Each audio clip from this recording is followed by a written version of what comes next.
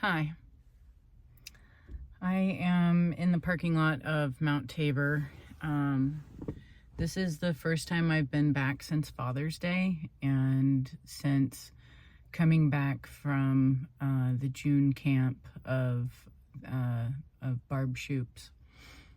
So I'm very curious to see what's changed, what's the same, what I will find. And if I find some good stuff, I'll definitely document it and share. So I'm excited. I'm gonna go see what's up. So it looks like everything has been removed from the cinder wall altar, except for the rocks on the bottom. All of the stuff that was propped up, all of the sticks that were put up there are gone, and all of the bouquets of flowers are gone. There is this X right here, which I find really interesting with that rock on top of the rock, and plant material right there. There is some stuff on the shelf systems up here. Here's one. There's a couple things. You can see that pine cone on a shelf, and then that other plant material. But boy, oh boy, it's all gone. Now, was this done by people in the park who work here, humans, or was this cleaned up by the individuals who made it? Right? I don't know. Wow, so much has changed. Let's see what else is going on. Just from there over to here, here's that branch that had been propped up with the rocks, and it's just right here over to the side. It does seem like there's a lot more of these black rocks all along here. That's interesting. And again, I don't know if I'll have to look back to see if that was there previously, but just upon like looking at it, it looks, I don't remember seeing so much of this material, this dark black lava material all along the side here, but I don't know, I'll have to check. But this is that one, this is that tree branch that was propped up, and it's just laid over here to the side. So it's interesting to me to think if this was cleanup crew of the park, they just threw this to the side and they didn't get rid of it, right? So interesting. It's a wonderful, maybe potentially owl feather, like underside tiny fluffy owl feather stuck in the tree right there. There's another one that has cobwebs around it. I think this is the one that I filmed last time I was here, but that's a new one. That's really cool. Coming up to this root ball where Christopher and I found the plant called Honesty. Look, this has been moved back and kind of unraveled. It also seems like this has kind of been cleared out a bit, this area. This big branch has been brought in. I don't remember that last time. Here's the Honesty money plant that's still here, and it's turned white. It's turned white and papery. And what's interesting is that the ones that I have at home that I pulled off of here, they didn't turn this color. They just stayed green. They're dried out, but they stayed green. So it almost feels as if this has moved. It's really interesting. I just heard a noise. And check that out. This is a big piece of root that has been pulled out of the ground. This stick is right there. It feels like this has been drug. Oh wait, look. There's part of that. All of this dirt is covering that. I'm gonna say that this was like disturbed and moved, potentially like a good distance, because it feels farther away this way. Wow. And the plant material is still here, and this is interesting too. This this mud right here on that. But here's all of this. So cool.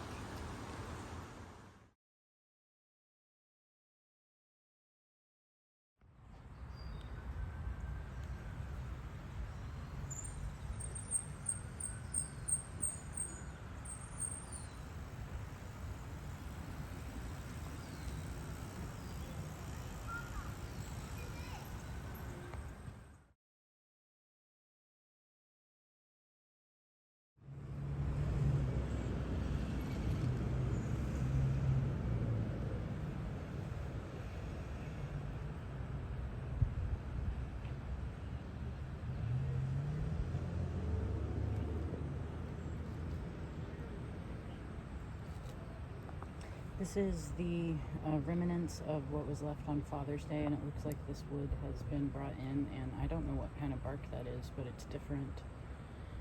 And the structure that was here, the mini structure on Mother's Day, was disassembled, and then there was this plus some more stuff on Father's Day, and a lot of stuff is gone. So check this out. I just looked over here. Who made the spiral? Who made a spiral with something like a little stick? Who made that? Why did they do that in the mud right there? And collect pine cones. This is right here. And I looked down from where I was standing and I saw this. Look at that. Alright, this pine cone just dropped from somewhere up here. And it just dropped right in front of me with the perfect, precise measurement of speed and throwing and direction, and it just dropped like right here in front of me and bounced over here. And that was cool. That was cool. It came from like somewhere up there. Oh man, that was cool. Thank you. Well, as it is always, art in motion and transformation, most of this has been taken down. Look at this.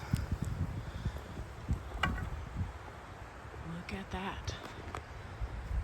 There's a lot of the sticks and whatnot all on the ground. Here is the fullness of the pipe. And look at this. Wow.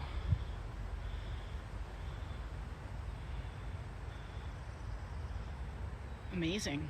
I wonder how long it's been in this incarnation. Wow.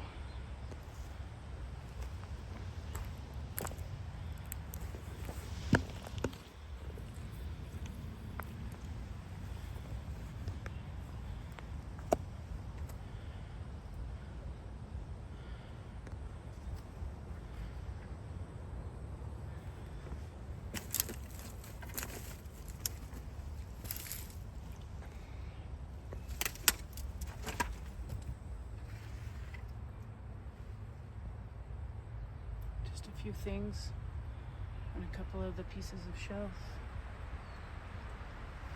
But otherwise, wow. And so like the other area where the cinder wall is, that was all that was removed too. So it'll be really interesting to see what's happening with the rest of them. So over on the entrance side, we have this pretty amazing stick right here.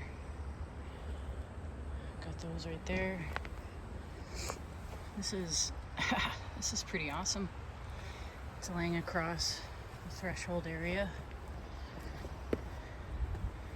This is old plant materials.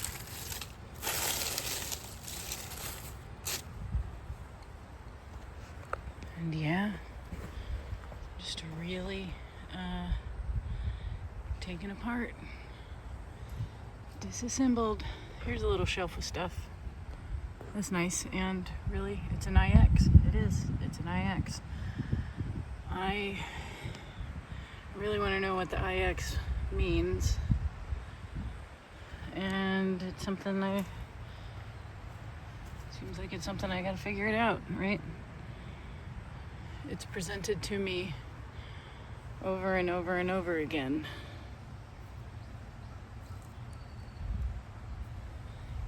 Yes, it's 9. Yes, it's I. Yes, it's X. What's in there?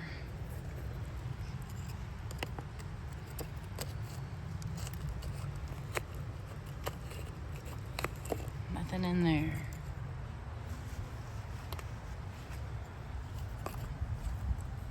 Nothing in there.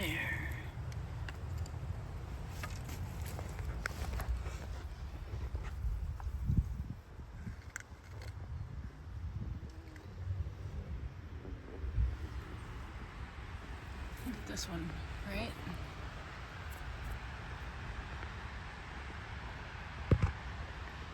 So coming from structure number 1 that's being disassembled, we come over to structure number 2, and now the entrance has been made on the other side. This is that secondary hole that kept on getting made and then filled in, and now it's fully the entrance. The other side is closed up. We have this really cool ladder type of placement right there. Also on this side, this one has definitely been a focus, right? The other one, maybe some of those pieces were taken down to create this. Holy smokes. Look at that. Look at that. And then here's this really long one, which look at the end of this, right? Oh, there's a cat. Oh, hi, cat. Hi. You're beautiful. Where did you come from? Oh my goodness.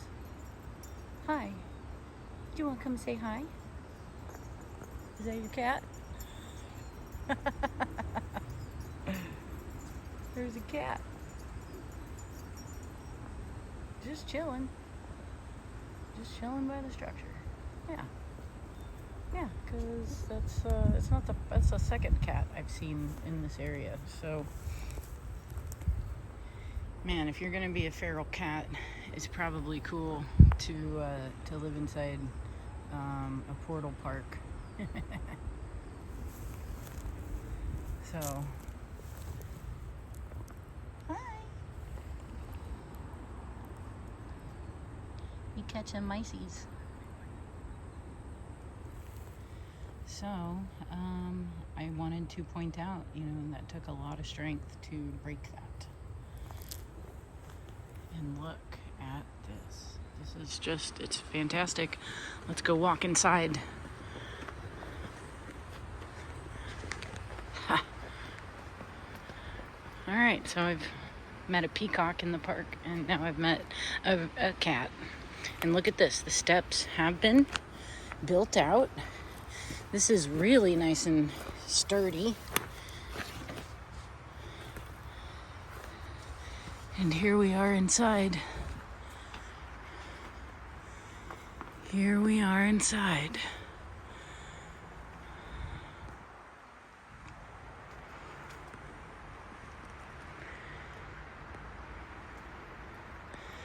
We have a collection of rocks down here. This is the same site as that fake fire ring that I found on Father's Day. We have that step system. There's a hole right there. That might be a mole or something. Let's see. There's a stick here and a hole. Is there anything in the hole? Wow. That goes far. That goes far. All of these. Look at this.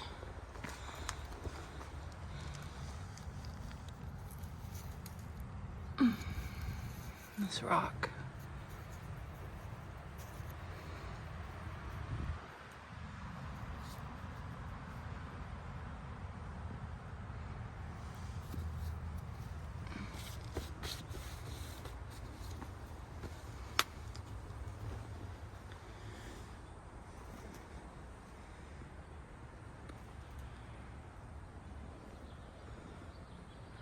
cool.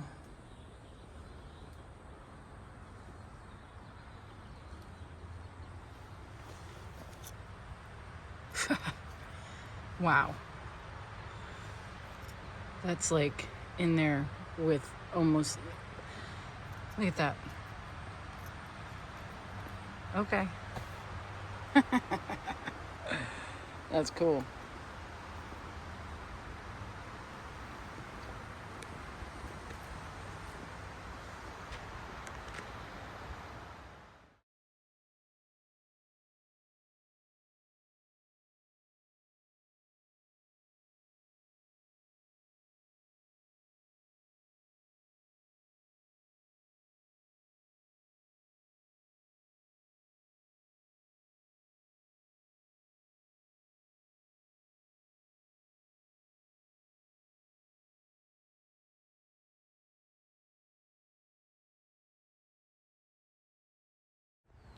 So I've made it down to the last structure, and there's definitely a lot of building that's happened on it, and then there's also a bunch of logs in a tree. So I'm gonna walk and show you this. Now that's a small entrance. They've laid those rocks down. They've created that whole scenario. Really tightly woven everything. They've added a bunch of branches with leaves. We still have like the connection, right? Connection. They're always showing connection and things being connected to each other and one thing leading to the other. Last time I was here, there was a bunch of sticks stuck in the ground right around here. All of those are gone. I'm gonna grab my stick. Also, I lost this last time I was here. This is a nice twist, and it fell out of my pocket, and it was right here waiting for me, so that's nice. I'm gonna grab my walking stick and come over here and show you this. We've got this really big branch right here. We have everything that's going on over here.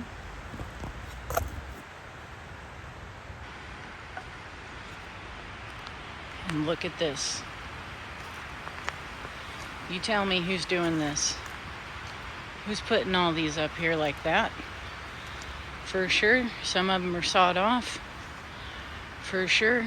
Not all of them though. A lot of them are busted. And who put all these up here? That's a lot of strength. It's interesting. That looks like a Bayvel wax coating of the cheese. I sure did give them cheese at my last camp. There is a really interesting leaf right there, and I'll tell you what, this log right here is the one that has the lines cut into it. I actually thought that looked familiar. And look at how that one has been ripped apart. That's next to it, the small one. Okay. Holy smokes.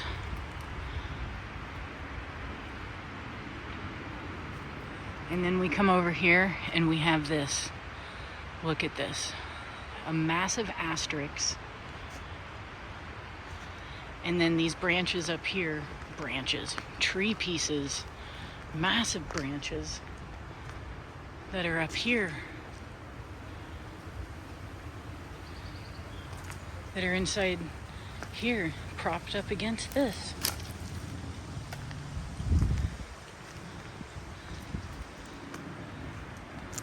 Look at this.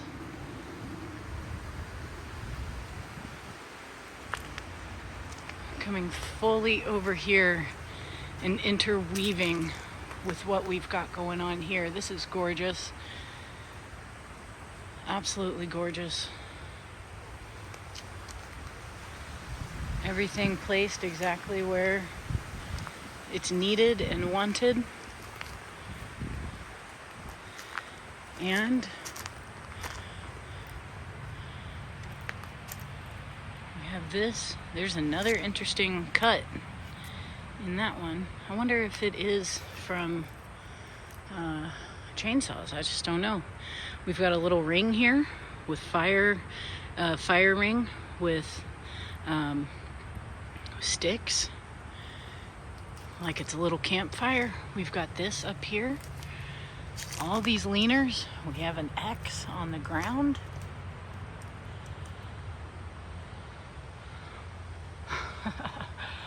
Man, I'm telling you, every time I come here, I'm just like, I'm blown away. I'm blown away.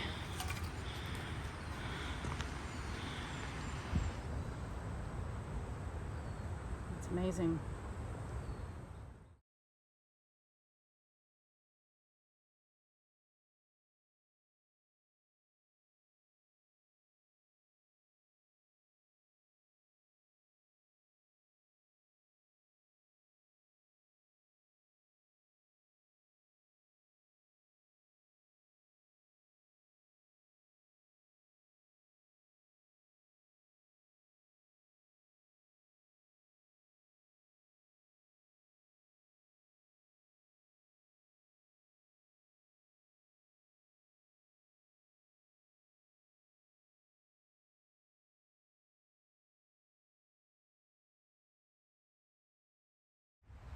This is on the outside of structure 1 root ball, and we have that stick stuck in there. There's also this grouping of sticks laid out here, along with this one that's been laid across, which goes all over into this complex where all these other very large pieces of trees have been put up into the trees. We're leaning up against them. I'm definitely hearing like stick snaps off and around there.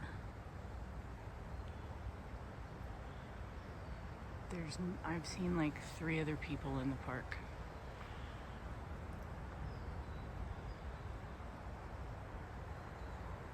Quiet now that I have the camera over there.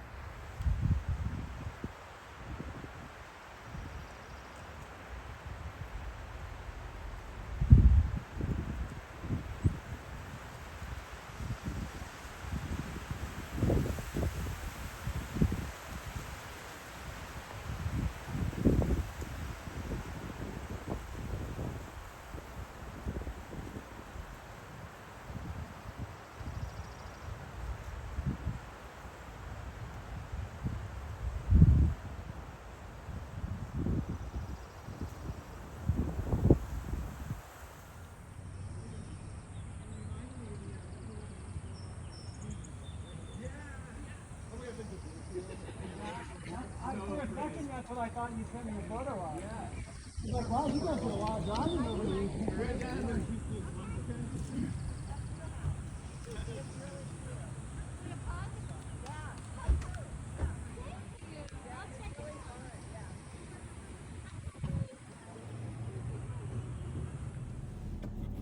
All right, well, that concludes today's tour of Mount Tabor. And holy smokes, like so much has changed and is different. And disassemble number 5 for structure number 1, that was really interesting. And then also with the cinder wall altar, all of the changes in that as well. And I mean, like over by structure 4 with all of the changes to what's happening over there. Holy smokes. There was a lot of really cool stuff. And you know, that I didn't see a single other pine cone fall from the trees. I don't think those pine cones aren't falling from the trees right now. The pine cones right now are very small and they're just beginning because it's July 1st. So this fully developed pine cone came from the top of the trees area and whoom, came right down to where my feet were, and you know, didn't hit me, but landed just right next to me. That was awesome. So much fun. So yeah, I'm really excited to just continue this amazing documentation for me and for everyone, and for the history of Tabor, man, for the history of Portland. This is important. This is important, right? It opens up the conversation to the urban Sasquatch all over. Because again, this is extremely special, but it's not unique, and it's happening all over the place, and not just in the Pacific Northwest or America, but like all over. And some people are, you know, in communities are more knowledgeable and understanding and are on the level with what's going on. Other people don't know that it's happening, but if you have eyes to see, holy smokes, the stuff that's going on in urban environments with the Sasquatch is painting a whole other picture as to how they are interacting with us, right? So, yeah, I do want to do a little announcement as well. I've got a really awesome event coming up August 3rd, 2025 in Silverton, Oregon. You can learn more about this super fun event if you check out in the posts section of YouTube. I put up a post with all the information and how to sign up for the event. It is limited seating. It is very limited seating. So if you want to join August 3rd, it's a matinee type of time frame. I think between like 1 and 3 p.m. We're also going to have a Q&A and a potluck after the presentation. The presentation is going to be about all the stuff that I'm experiencing at Mount Tabor, which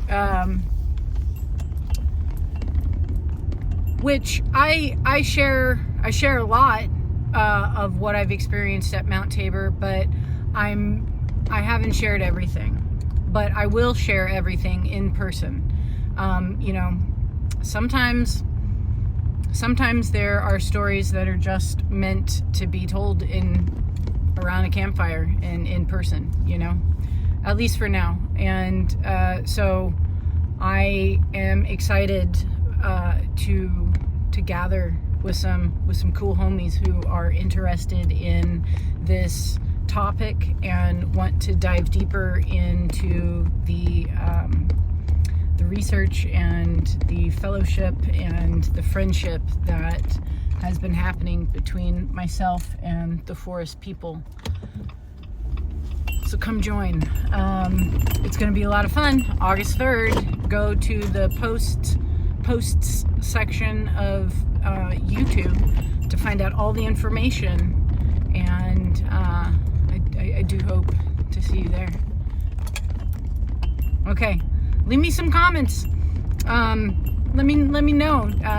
Are you guys exploring in your areas as well and finding Sasquatch activity in your parks and in your neck of the woods? I wouldn't be surprised. And you know, what are some things to look out for? Interesting structures and builds made out of branches and trees and plant materials, glyphs, and you know, all these things that they're doing universally. It's not just like a characteristic of the Sasquatch people in this area, that they're using these materials in the ways that they are. They're creating certain very specific designs and architectural creations, and it's a universal art. It's a universal expression of them using the materials of their environment. And I I like to say this because it's the truth. My favorite modern day artists, actually, and I'll include at least one more in this. My favorite modern artists currently are the Sasquatch People, and Marcia K. Moore, and Steve Yazzie, and that's it for right now. Crockett Balderson too. Like there's some really cool artists out there making some really cool stuff, and the Sasquatch People are on that list as well. Currently making so much art, and like, just, I don't know, like, what happens when you create those structures frequency wise, and how are you raising the vibration and the frequency of an area when you are building like that? Because what I think of is just operative masonry, right? What happens when the people understood? Wow, there's some speeders going by and weaving their way through all of the traffic. I hope they slow down and are safe about their traveling, so they don't put anyone else in danger. Anyways, operative masonry. If we think about those, whoever they were, that built the cathedrals, who built the star forts, who built the capitals and the buildings in those styles, what did they know about the manipulation of frequency spatially through the construction of their architecture, and using specific shapes, and harnessing the energy that's created through geometry, right, and math? This is basics of the universe, and then it's also being utilized in very, very artistic ways by the Sasquatch. So it makes me wonder, like, what energetically is changing about an area when structures are created in an area. Because certainly when you walk into some of these structures, you can palpably feel it. When you look at the photos of these, you can palpably feel the energy to them, So those are the things on my mind on this beautiful day. Holy smokes, it's July. How did that happen?